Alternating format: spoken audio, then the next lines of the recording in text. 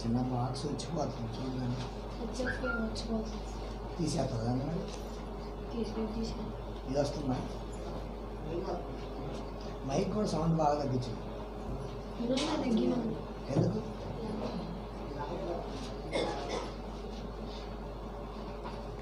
మాట్లాడేటప్పుడు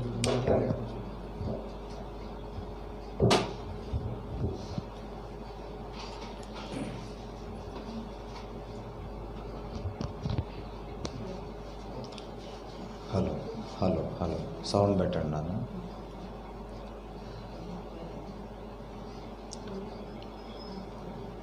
చిన్న ప్రార్థన చేసుకున్నామండి. తరలించండి. జీవాధిపతి సర్వశక్తిమంతుడా, ఇప్పటి వరకు నాయన మీ కుమారుణ్ణి నిలబెట్టుకొని కొన్ని మాటలు మీ పరిశుద్ధ గ్రంథంలో నుంచి వినిపించి ఉన్నారు. మీకు స్తోత్రములు తండ్రి. మరికొద్ది నిమిషాలు మీ వాక్యమును మీ పిల్లలమైన మేము ధ్యానించుటకు, ఆలోచించుటకు సిద్ధపడుతూ ఉండగా మీ కృపను, కాపుదలను మాకు తోడుగా ఉండి నడిపించండి. మాట్లాడుతున్న నాకు శక్తిని, జ్ఞానాన్ని ప్రసాదించి యేసుక్రీస్తు వారి శ్రేష్టమైన నామంలో నడిపించుమని వేడుకుంటూ మీ పరిశుద్ధాత్మని శక్తి సహాయమును మాలో నుంచి నాయన నడిపించుమని యేసుక్రీస్తు వారి పేరిట ప్రార్థించి వేడుకుంటున్నాను తండ్రి. ఆమేన్. ప్రభునందు ప్రియమైన దేవుని వాళ్ళారా, ఆలస్యమైనందుకు మన్నించండి. ఒక అర్ధ గంటలోనే ముగించుకుందాము.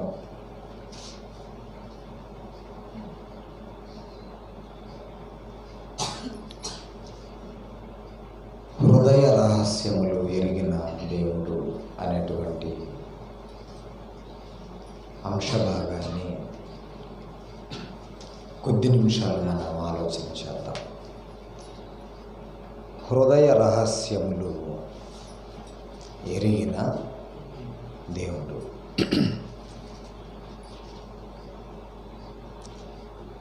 ప్రియమైన దేవుని వాళ్ళరా,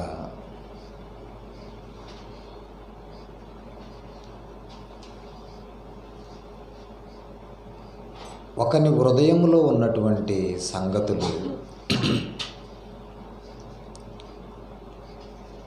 మరొక వ్యక్తికి తెలియవు, చెప్పుకుంటేనే తప్ప. సంగతులు కానివ్వండి, ఆ వ్యక్తికి ఉన్న కష్టాలు కానివ్వండి, కొన్నేమో చూసి తెలుసుకుంటాము, కొన్ని అయితే వారే చెప్పాలి. అలాగున చెప్పకపోతే వారు ఏమనుకుంటున్నారో, వారి హృదయంలో వారు ఎలాంటి ఆలోచన కలిగి ఉన్నారో మనకు తెలియదు. అంటే ప్రియమైనటువంటి దేవుని వాళ్ళారా, ఒక మనుష్యుని సంగతులు మీ సంగతులు మీ హృదయంలోనే ఉంటాయి, అవి మీకే తెలుస్తాయి. నా హృదయంలో ఉన్న సంగతులు నా హృదయంలోనే ఉంటాయి, అవి నాకే తెలుస్తాయి. నా హృదయములో ఎట్టి సంగతులు నేను దాచుకొని ఉన్నానో మీరు పసిగట్టలేరు. మీ హృదయాలలో ఎట్టి సంగతులు మీరు దాచుకొని ఉన్నారో వాటిని నేను పసిగట్టలేను. కానీ ప్రపంచంలో ఉన్న 800 కోట్ల మంది ప్రజల హృదయాలను పసిగట్టగలిగిన శక్తి, సామర్థ్యం దేవునికి ఉంది. దేవునికి ఉందండి. దేవుడు కూడా హృదయాన్ని చూస్తాడు ముందు. దేవుడు ముందు చూసేది హృదయం. నువ్వెన్ని మీటింగులు పెట్టావని దేవుడు పరిగణలోకి తీసుకోడు. మొదట అసలు నీ హృదయం ఎటువంటిది, నీ హృదయ ఆలోచన సమాజానికి నచ్చొచ్చు, దేవుడికి నచ్చాలి. పౌలు గారు అంటారు ఒక సందర్భంలో, ప్రభువు మెచ్చుకొనివాడే యోగ్యుడు కానీ తన్ను తాను మెచ్చుకొనివాడు యోగ్యుడు కాదు. నీ హృదయాన్ని ప్రభువు చూడాలి, ఆయన మెచ్చుకోవాలి. నా హృదయాన్ని ప్రభువు చూడాలి, ప్రభువు నన్ను మెచ్చుకోవాలి. ఎవరినైనా ప్రభువే మెచ్చుకోవాలి. అప్పుడే మనకు ఫలితం అనేటువంటిది దక్కుతుంది. మీరందరూ నన్ను మెచ్చుకున్నారనుకోండి, భూమి మీద నాకు ఫలితం దక్కుతుంది, మీ వల్ల కాస్త మేలు జరిగిద్ది అంతే. మరి ప్రభువే మెచ్చుకుంటే పరలోకం వస్తుంది. ప్రజలు మెచ్చుకుంటే ఈ లోకంలో ఏదో మేలు జరిగిద్ది, ప్రభువు మెచ్చుకుంటే ఆ లోకంలో మేలు జరిగిద్ది. అందుకే పౌలు గారు అంటారు, నేను మనుష్యులను సంతోషపెట్టగోరుచున్నానా, దేవునిని సంతోషపెట్టగోరుచున్నానా? ఒకవేళ మనుష్యులను సంతోషపెట్టు వాడనే అయితే నేను దేవునికి దాసుడును కాకపోదును అంటాడు. గలతీ పత్రికలో ఉంటుంది ఆ మాట, ఇప్పుడు వద్దులేండి. అంటే పౌలు గారి యొక్క ఉద్దేశం మనుషులు లాలించి జోలపాడి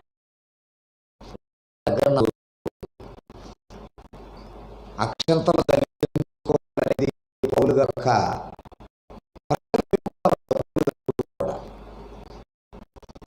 అపోస్తులు ప్రజల మెప్పు కోరలేదు. ప్రజలు ఈరోజు ఉంటారు, రేపు పోతారు. ఈరోజు స్టీఫెన్ పాల్ గారు జై అంటారు, కాలం తర్వాత స్టీఫెన్ పాల్ గారు డౌన్ డౌన్ అని మొదలెడతారు. ఉదాహరణ కోసం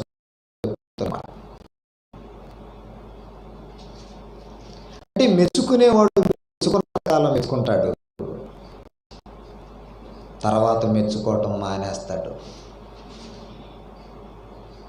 కానీ మనుషులు మెచ్చుకున్నా మెచ్చుకోకపోయినా ప్రభువు మెచ్చుకోవాలి. నిన్ను నన్ను ఎవరు మెచ్చుకోవాలండి? ప్రభువు మెచ్చుకోవాలి. మరి ప్రభువు ఎప్పుడు మెచ్చుకుంటాడు? ఒక వ్యక్తిని ప్రభువు ఎప్పుడు మెచ్చుకుంటాడు? ఎప్పుడు మెచ్చుకుంటాడంటే నీ హృదయం బాగున్నప్పుడు మెచ్చుకుంటాడు. ప్రభువు నీ హృదయం బాగున్నప్పుడు మెచ్చుకుంటాడు. మరి ఆ హృదయం బాగుందో లేదో ఎలా తెలుస్తుంది?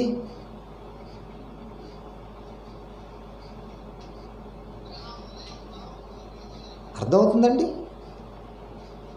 అందుకే ఈ హృదయాలన్నిటినీ కూడా దేవుడు ఏం చేస్తున్నాడంటే,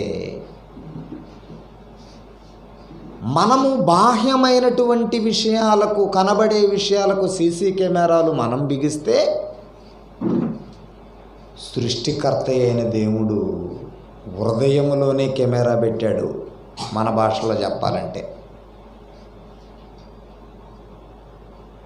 దేవుడు సీసీ కెమెరా ఎక్కడ పెట్టాడు తెలుసా?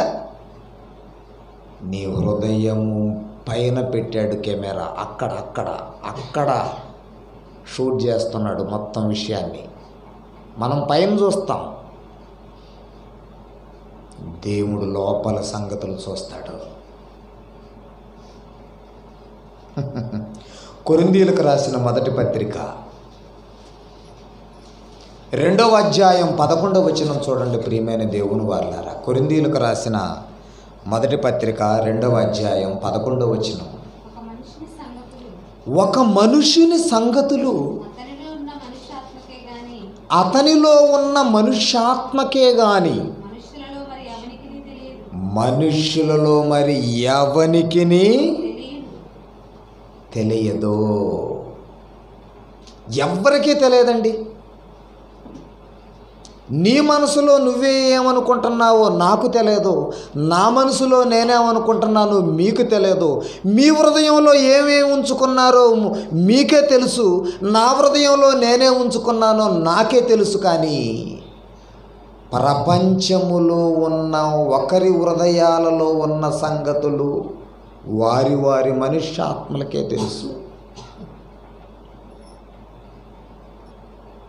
అందుకే ఎవరి హృదయంలో ఏముందో కనిపెట్టలేం మనం. కానీ దేవుడు ఏం చేశాడంటే ప్రపంచంలో ఉన్న 800 కోట్ల మంది హృదయాలను పరిశీలించదలిచి, అలా పరిశీలించిన తర్వాతే పరలోకాన్ని కట్టబెట్టాలని తలిచి ప్రతి హృదయం పైన ఒక కెమెరా బిగించాడు అని మీరు ఈరోజు భావించుకోండి. ఈ భయం మనకు ఉండాలి. ఏమండి? కీర్తనల గ్రంథం నీ హృదయములో ఉన్న, నా హృదయములో ఉన్న 800 కోట్ల మంది ప్రజల అంతరాత్మ అంటారే, అంతర్విషయాలు అంటారే, హృదయంలో పెట్టుకున్న విషయాలన్నీ కూడా మనుష్యులకు తెలియకపోవచ్చు. కానీ సృష్టికర్త అయిన దేవునికి కనుమరుగవుతున్నావని మనం అనుకోకూడదు. ఎప్పుడూ కూడా దొరికిపోతున్నాం దేవునికి. కీర్తనల గ్రంథం 44వ అధ్యాయం 21వ వచనం ఒకసారి చూస్తే, కీర్తనల గ్రంథం 44వ అధ్యాయం 21వ వచనం. హృదయ రహస్యములు, సీక్రెట్స్. రహస్యం అంటే సీక్రెట్. ఏ సీక్రెట్లు దేవుడు తెలుసుకుంటున్నాడట? హృదయములో ఉన్న సీక్రెట్స్ అన్నీ దేవుడికి ఎరకైనవే. నీ సీక్రెట్స్ అన్నీ దేవునికి తెలుసు, నా సీక్రెట్స్ అన్నీ దేవునికి తెలుసు. 800 కోట్ల మంది ప్రజల సీక్రెట్స్ అన్నీ, ఏవైతే సీక్రెట్ అని నువ్వు దాచిపెడుతున్నావో, ఏదైతే సీక్రెట్గా నువ్వు ఉంచుతున్నావో, ఈ సీక్రెట్లన్నీ కూడా దేవునికి ఎరుకైనవే. సీక్రెట్లన్నీ దేవునికి తెలుసు. హృదయ రహస్యములను ఎరిగిన దేవుడు అన్నాడు. చూడండి,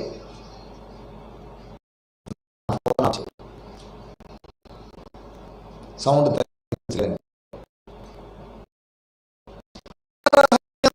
ఎరిగిన దేవుడు ఆ సంగతిని పరిశోధించక మానునా? రీసెర్చ్ చేయకుండా, హృదయంలోకి తొంగి చూడకుండా, హృదయ ఆలోచనల్ని లెక్కగట్టకుండా, ఈ హృదయం ఎంతవరకు సరి అయినదో, ఎంతవరకు సరి అయినది కాదో, ఇవేమీ క్యాలిక్యులేట్ చేయకుండానే ఉంటాడా దేవుడు? ఆ సంగతిని పరిశోధించక మానునా అంటే మానవుల సంగతులన్నీ రీసెర్చ్ చేస్తున్నాడు దేవుడు. మానునంటే ఆయన మానుకోలేదు, డైలీ రీసెర్చ్ జరుగుతుంది. రీసెర్చ్ అంటే పరిశోధన. అంటే మన హృదయాలను పరిశోధిస్తూనే ఉన్నాడు. హృదయ రహస్యాలను తెలుసుకుంటున్నాడు దేవుడు. తెలుసుకుంటున్నాడు. నేను అన్నీ మనసులో పెట్టుకొని ఉన్నానండి, ఎవ్వరికీ ఏం తెలియదండి అని నువ్వు అనుకుంటున్నావు. నీ మనసులో ఏమున్నాయో నా మనసులో ఏమున్నాయో దేవునికి తెలుసు. అందుకే నీవు నాకు దొరకకపోవచ్చు, నేను నీకు దొరకకపోవచ్చు, కానీ మనుష్యులందరూ దేవునికి ఖచ్చితంగా దొరుకుతారు. హృదయ రహస్యములు ఎరిగిన దేవుడు అన్నాడు. సీక్రెట్స్ అన్నీ దేవుని దగ్గరికి వెళ్ళిపోతున్నాయి. ఫోటోలు, వీడియోలు వెళుతున్నాయా? అన్నీ వెళుతున్నాయా? మనం చేసేటువంటి ప్రతిక్రియ దేవుడు చూస్తున్నాడా అంటే చూస్తున్నాడు. ప్రియమైన దేవుని వాళ్ళారా, చూస్తున్నాడు. 139 కీర్తన చూడండి ఒకసారి. వచనం చెప్పండి. 139వ కీర్తన 2-3 వచనాలు చూడండి. యెహోవా ఏమండి? 139వ కీర్తన మొదటి వచనం నుంచి, యెహోవా నీవు నన్ను పరిశోధించి తెలుసుకొని ఉన్నావు అన్నాడు. దేవుడటండి పరిశోధించి ఒక్కొక్క వ్యక్తి గురించి తెలుసుకుంటున్నాడట. అవునా, నన్ను ఎవరో పరిశీలించట్లేదులేండి అని మనం అనుకుంటాం. కానీ ఒక ఆయన 800 కోట్ల మందిని పరిశీలించి హృదయంలో ఉన్న సీక్రెట్లన్నిటినీ సీసీ కెమెరాలో చక్కగా చూసి గ్రహించి, ఓహోహోహో, ఇదా, ఓకే నిన్న ఆలోచనలు ఉన్నాయన్నమాట లోపల. మంచివా చెడ్డవా దేవుడు తేల్చాలి. యెహోవా నీవు నన్ను పరిశోధించి తెలుసుకొని ఉన్నావయ్యా. ఎంత పరిశోధించి తెలుసుకున్నాడో చెప్తున్నాడు కింద. దేవునికి ఏం తెలుస్తుందో తెలుసా? ఒక మనిషి గురించి, ఒక మానవుడి గురించి, 800 కోట్ల మంది ప్రజల్లో ప్రతి మనిషి గురించి. నేను కూర్చుండుట,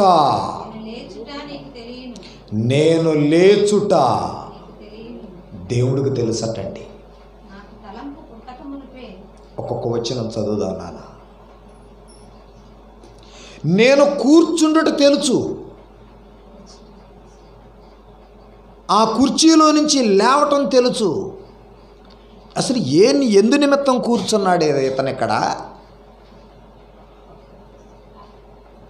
వెళ్ళిపోయేటప్పుడు, లేచి కుర్చీలోంచి వెళ్ళిపోయేటప్పుడు ఏం ఆలోచించుకుంటూ వెళ్ళిపోతున్నాడు ఇతను? నువ్వెక్కడైనా కూర్చో,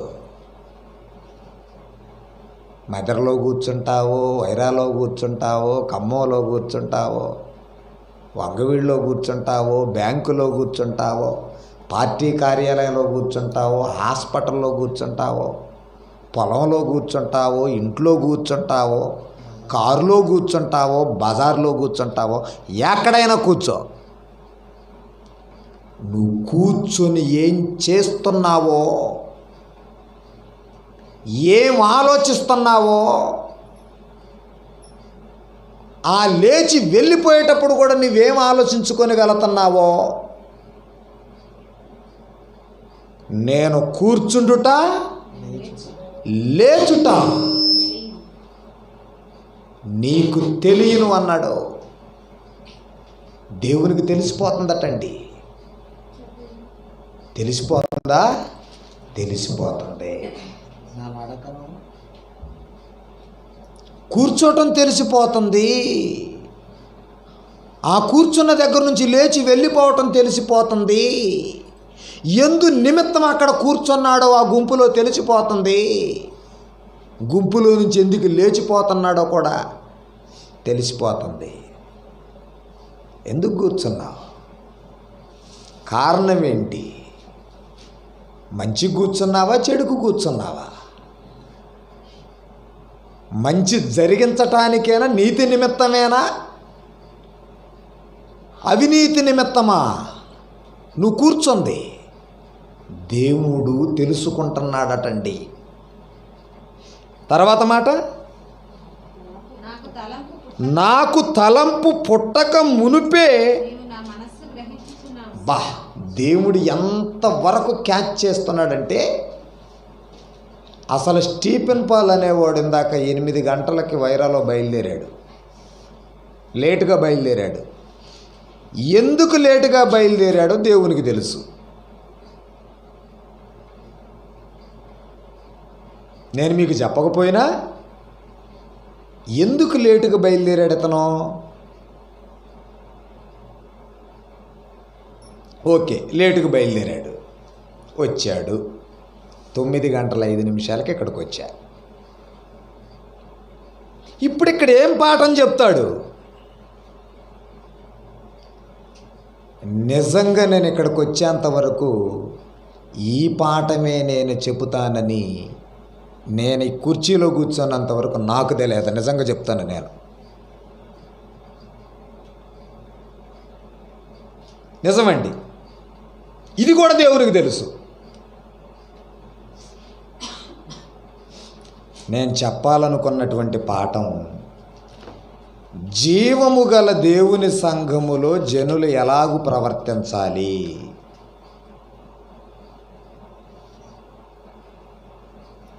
కానీ ఇప్పుడు నేను చెప్పే పాఠం హృదయ రహస్యములు ఎరిగిన దేవుడు. ఇదే మారిపోయింది.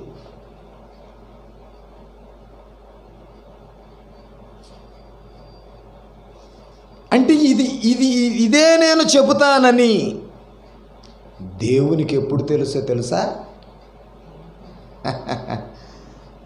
అసలు నేను బయలుదేరక ముందే తెలుసు వీడు ఈరోజు ఇదే అంశం చెప్తాడని.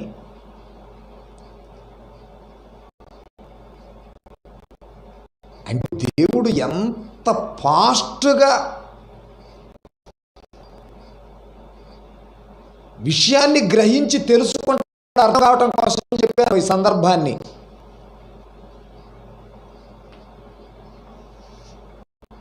నాకు తలంపు పుట్టక మునిపే. ఇంకా తలంపు కూడా రాలేదా?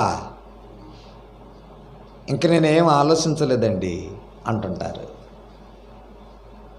ఏం ఆలోచిస్తావో, ఏం మాట్లాడతావో భవిష్యత్తు ముందుగానే నువ్వు మాట్లాడబోయే మాట సంగతి దేవుడు మాట్లాడు,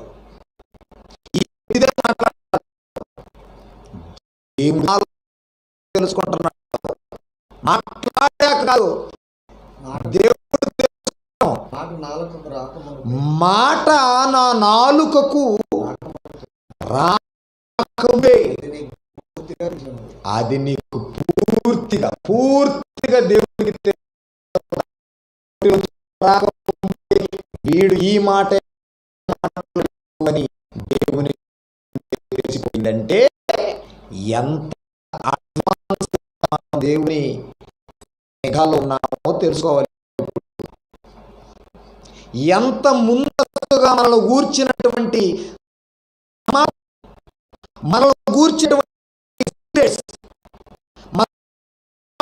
చూపుల తాలూకా, మన ఆలోచనల తాలూకా, మన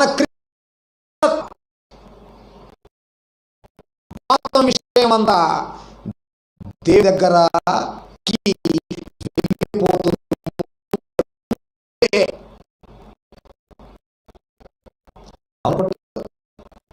భయం వేస్తుంది, చాలా భయం వేస్తుంది. వామ్మో,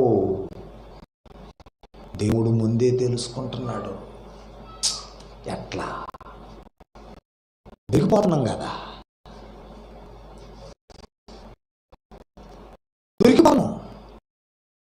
దొరికిపోయాము అని అనాలి. ఇంకొక మాట చెప్పాలంటే దొరికిపోయాం, అందరం దొరికిపోయాం దేవునికి. నేను దేవునికి దొరకనండి అని ఏ మానవుడు అనలేడు. నువ్వు అనుకున్నా నిన్నే దొరికిపోయావు నువ్వు దేవునికి. ఈ రోజు తర్వాత లెక్క.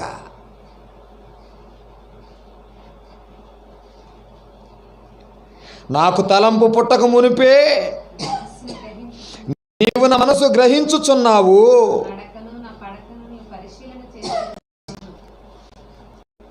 మాట నోటి మాట నా నాలుకకు రాక మునిపే అది దేవునికి పూర్తిగా తెలిసిపోతుందట ముందుగానే. అక్కడ అంటున్నాడు, నా నడకను నా పడకను నీవు పరిశీలన. అంటే అబ్బో, పడక దగ్గర కూడా వచ్చేసాడట. ఏ పడకిది? పవిత్రమైన పడక, అపవిత్రమైన పడక, ఇక నడక. ఇది ఏ నడక? దేనికోసం నడుస్తున్నాడు? కాళ్ళు నడుచుకుంటూ వెళ్ళిపోతున్నాయి. సెమినార్కా, పొలానికా, దేవుని సువార్త ప్రకటించటానికా? ఎక్కడ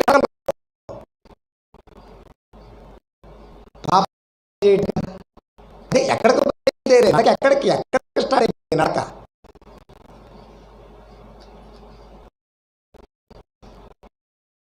ఆ నడక నా పక్కను నీవు పరిశీలన చేసావంటే దేవుడు నడకలో కనిపెడుతున్నాడు, నడక కూడా కనిపెడుతున్నాడంటే దేవుని చేతిలో దొరికిపోతున్నారు.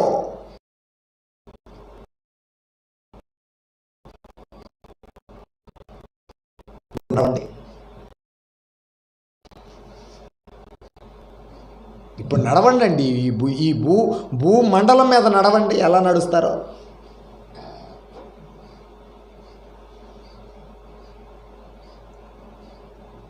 నడక తెలిసిపోయిందా? తెలిసిపోయింది.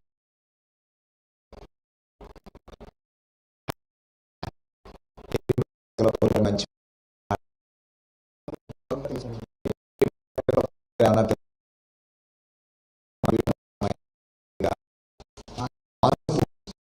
నికల్షమైన ఉండాలి. అది సంబంధించిన పవిత్రంగా ఉండాలి. అది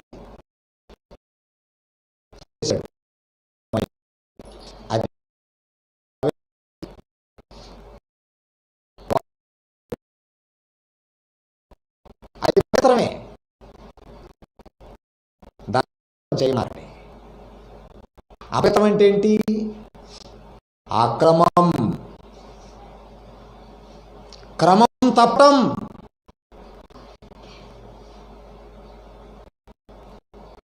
ఎందుకంటే క్రమమా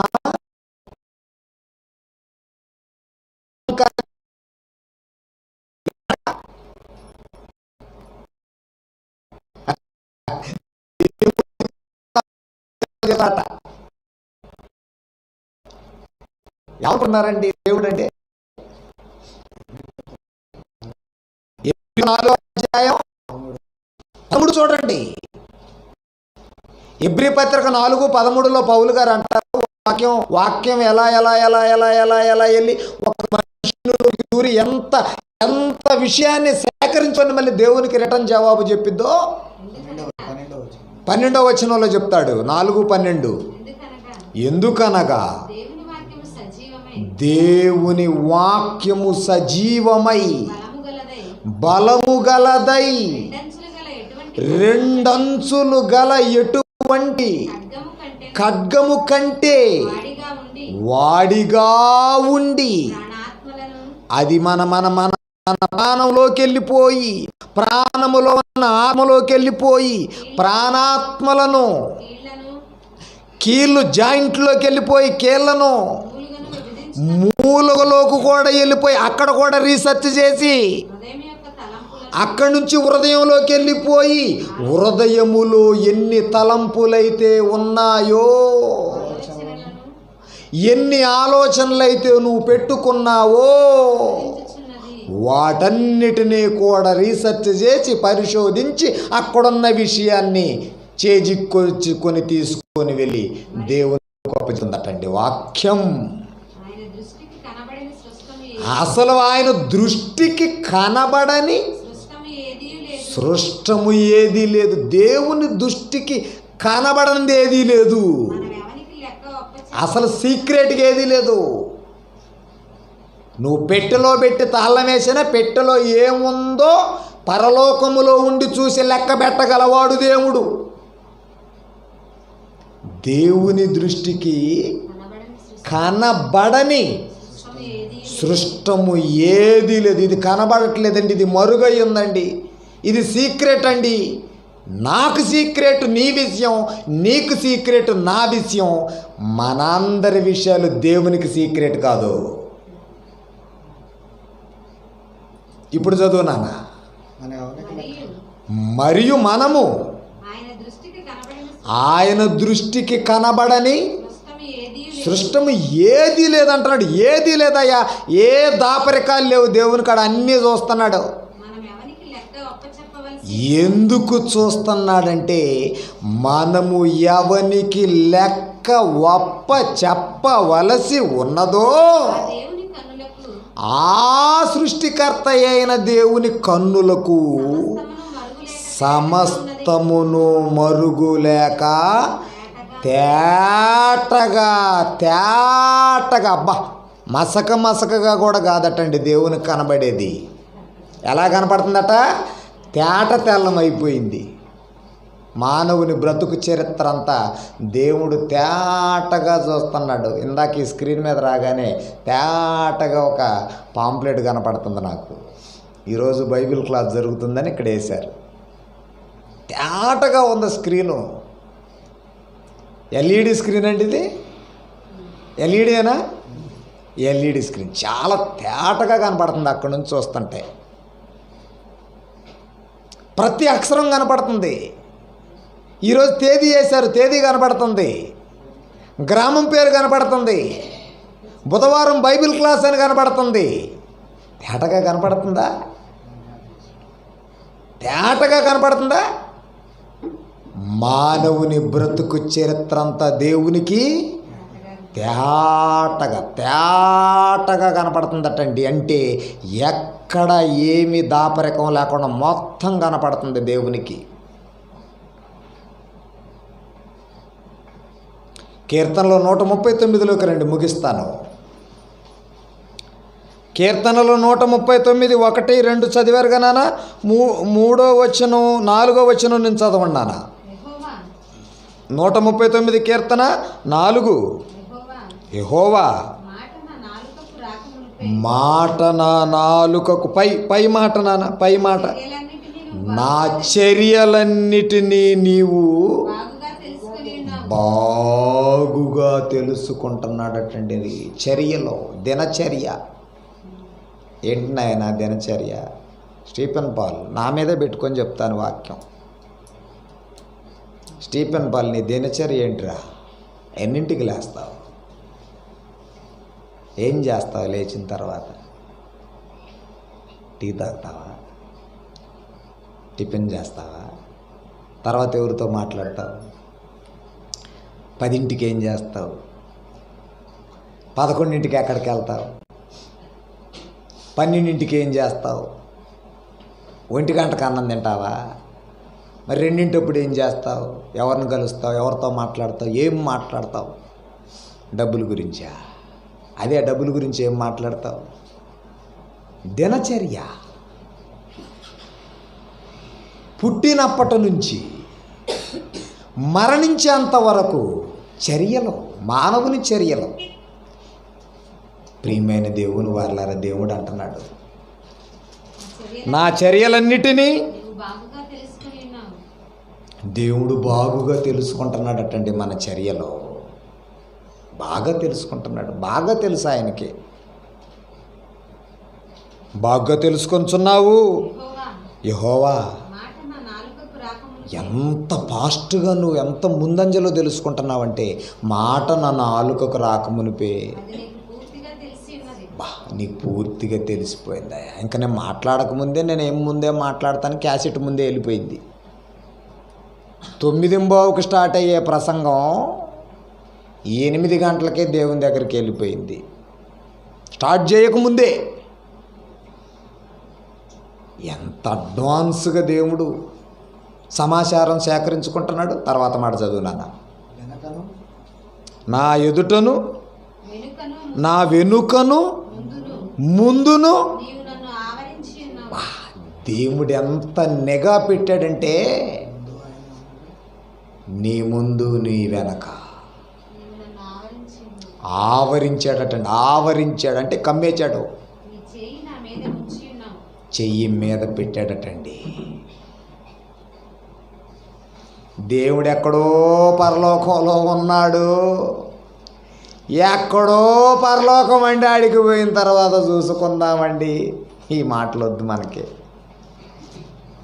నీ ముందు నీ వెనక దేవుడు నిఘా బయలుదేరింది. కెమెరా వస్తుంది. నీ ముందు ఒక కెమెరా వెళ్ళిపోతుంది. ఇప్పుడు బండి స్టార్ట్ చేసుకుని వెళ్ళిపోతున్నా, ముందు ఒక కెమెరా వెళ్ళిపోతుంది, వెనక నుంచి ఒక కెమెరా వస్తుంది. 2 సీసీ కెమెరాల మధ్యలో మనిషి మనుగడ సాగుతుంది. చాలా జాగ్రత్తగా ఉండాలి. భయం అవుతుంది. నా వెనుకను నా ముందును నీవు నన్ను ఆవరించి ఉన్నావు. నీవు నన్ను ఆవరించి ఉన్నావయ్యా. నీ చేయి నా మీద ఉంచి ఉన్నావు. చెయ్యేమో నా మీద పెట్టేశావు. తర్వాత మాట్లానా. ఇది తెలివి నాకు మించినది. బా, ఏంటయ్యా నీ తెలివి. మా బుర్రకు అందది ఇది. మానవుడు బుర్రకు అందది ఇది. ఇంత టెక్నాలజీ మానవుడు బుర్రకు లేదు. అది అగోచరంలో అది నాకు అందదు. మనం ఇల్లు దగలబడిన తర్వాత ఇల్లు దగలబడిందని చెబుతాం వార్తల్లో. దేవుడు ఒకవేళ ఆయన చెప్పటం మొదలు పెడితే సాయంత్రం ఇల్లు తగలబడుతుందని మధ్యాహ్నమే చెప్తాడు.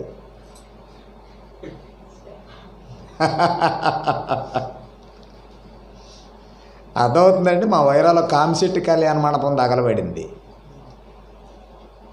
మొన్న మీటింగ్స్ పెడదాం అనుకొని నేను మార్చి 20, 21, 22 హాల్ బుక్ చేయడానికి వెళ్ళాం. కామిశెట్టి కళ్యాణ మండపంలో పొగలు వచ్చినాయండి, పైరింజలు వచ్చినాయని చెప్పారు. ఇంకెంతకాలం మీటింగ్ కన్నా దాన్ని రెడీ చేస్తారా? ఈరోజు అడిగాం. మీటింగ్ కల్లా రెడీ అయిపోద్దులేండి, మీరేం టెన్షన్ పడమాకండి. మొత్తం రిపేర్, మొత్తం తగలబడింది. మళ్ళీ మొత్తం బిగిస్తున్నారు ఈరోజు.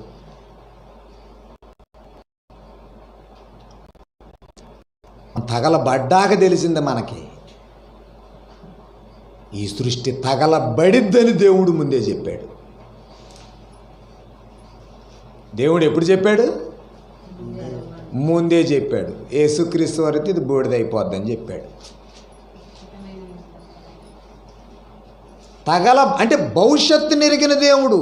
ఆయనకి తెలియదని అనుకోమాకండి. మరి తెలిసేందుకు సైలెంట్గా ఉంటున్నాడంటే నిరూపించుకొని రావాలి నువ్వు భూమి మీద నీ నీతిని, యథార్థతను. నువ్వు పందెం కోడివి. పందెంలో ఇసిరేస్తాడంతే కోడిని. గెలిచి రావాలి. అట్లని కోళ్ళు తీసుకొని పందాలకు బామాకండి. సమాజంలో జరిగేది ఉదాహరణకు చెప్పాను. చట్ట ప్రకారం అది నేరం.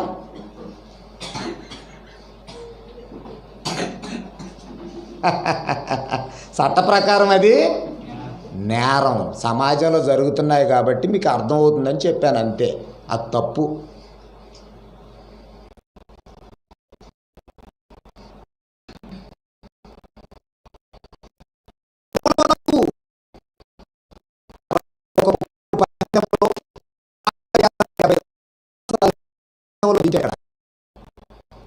సాతానుతో పందెం.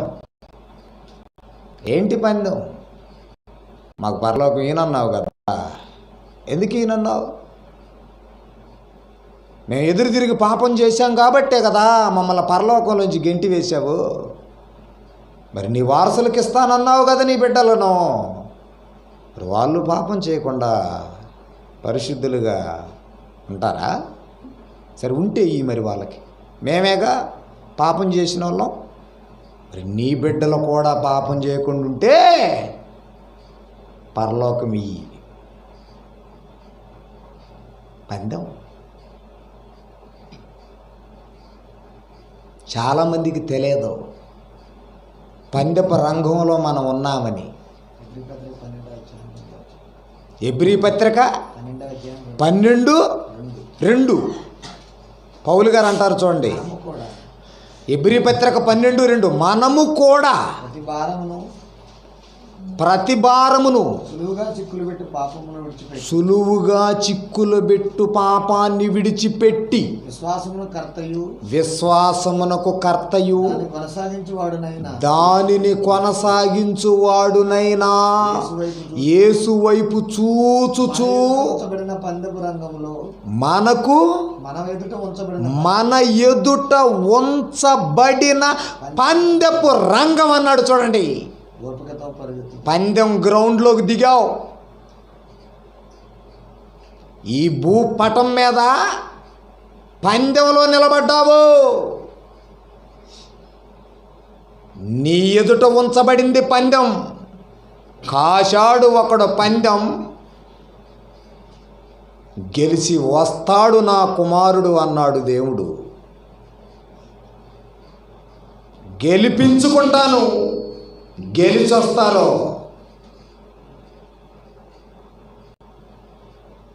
ఇంకా బలం చాలకపోతే యేసుక్రీస్తు వారు వచ్చి పందెపు రంగంలో ఎలా గెలవాలో నేర్పించొచ్చైనా ట్రైనింగ్ ఇచ్చి మరీ గెలిపిస్తాం. గెలవటానికి దేవుడు సహాయము చేస్తున్నాడు. నువ్వు ఓడిపోకూడదు. గెలవాలి, గెలవాలి, గెలవాలి. ఈ పందెపు రంగములో మానవుడు, దేవుని స్వరూపములో పుట్టిన మానవుడు గెలవాలన్నదే దేవుని ఉద్దేశం.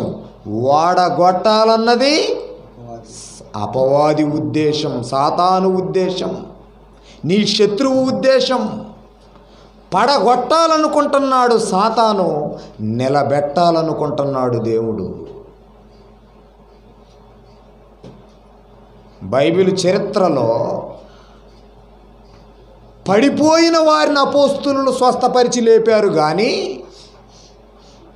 నిలబడ్డోళ్ళని అపోస్తులు ఏడనబడ